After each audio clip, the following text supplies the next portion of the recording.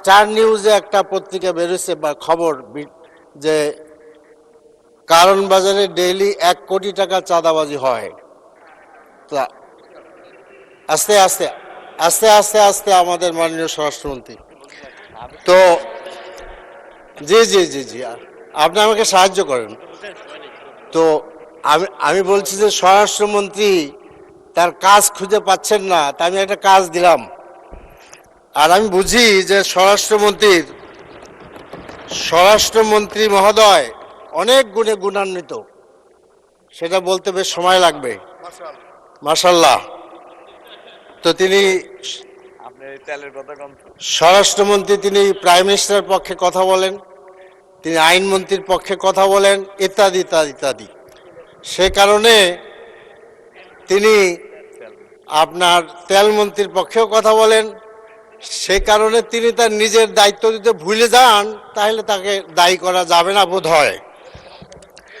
তো আমাদের আপনার তেল গ্যাসের প্রতিমন্ত্রী যশোরের অনিন্দ্য সাহেব বলেছেন আগামী শনিবার ঠিক হয়ে যাবে। তা আমি ধন্যবাদ জানাই, তিনি আগামী ঈদের কথা বলেন নাই। মাননীয় স্পিকার, আমাদের এটা খুব সুন্দর, আমাদের ট্রেজারি বেঞ্চ বলেন যে সংসদে আলোচনা করার পরিবেশ থাকা দরকার, আমরা পরিপূর্ণভাবে সাপোর্ট করি। কিন্তু আমি বেশ কয়েকবার আলোচনার জন্য নোটিশ দিয়েছি, দুর্ভাগ্য যে আমি সুযোগ পাইনি মাননীয় স্পিকার। তো এই সম্পর্কে, তেল সম্পর্কে ঘাবড়াইয়েন না। তো সমস্যা কিছু হয় নাই। মাননীয় স্বরাষ্ট্রমন্ত্রী বলেছেন একটু একটু সবর করেন, কোনো সমস্যা হয় নাই। মাননীয় স্বরাষ্ট্রমন্ত্রী, নড়াইলে একজনকে স্পটে হত্যা করা হয়েছে পেট্রোল পাম্পে, আশা করি আপনি ভুলে যান নাই। এখন দেশের যে সমস্যা, এই পেট্রোলের সমস্যা, এইটা আসলে সরকারের সৃষ্টি না, সেটা ইসরায়েলের সৃষ্টি এবং তার প্রভুর সৃষ্টি।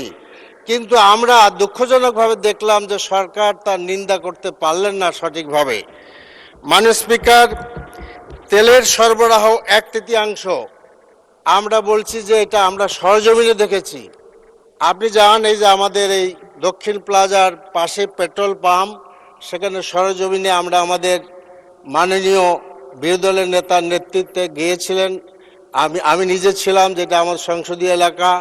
দে are getting 1/3 of the total মানে সাপ্লাই, যেটা আগে পেতেন। আগে তারা 3 গাড়ি পাতেন, 1 গাড়ি পান। এর কি উত্তর আমি জানি না। তো কাজেই দীর্ঘ লাইন, সমস্যা নাই, কারণ অনেক কিছুতেই আসলে সরকারি দল সমস্যা মনে করেন না, এটা আমরা গত ঈদেও দেখেছি, আর বলতে চাই না। তো কাজেই আমরা, এটা আসলে রাজনীতি না, দেশে তেলের সরবরাহ মজুদের ব্যাপক ধরনের সমস্যা আছে। আমাদের এক মাননীয় সংসদ সদস্য বলেছেন যে দেশের তেলের চাহিদার 75% এটা কয়েকটি প্রতিষ্ঠান এটা মিটায়, এর মধ্যে 4টা বেসরকারি, 1টা সরকারি। কিন্তু সেই বেসরকারি প্রতিষ্ঠানগুলোকে তেল সরবরাহ করতে নিষেধ করা হয়েছে। তার নাম আমাদের ভাই বলেছেন, মাননীয় সংসদ সদস্য, আমি আর বলতে চাই না। তার কাজে এই রহস্য আমি আসলে বুঝতে চাচ্ছি না যে হোয়াট ইজ দিস, এটার কারণটা কি। তেলের লাইনের বিরাট লাইন, অথচ তাদেরকে বলে দেওয়া হলো যে সরবরাহ করা যাবে না। আমাকে সময় দিলে আমি নামঠাম বলতে পারি, চিঠিপত্র দেখাইতে পারি। তো কাজে মাননীয় স্পিকার, আজকে আমাদের সরকারি দল বলেছেন যে আলোচনায় বসার জন্য।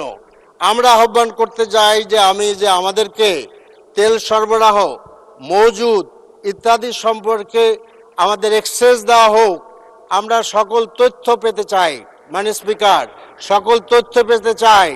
কাজেই আজকে আপনার যদি আপনার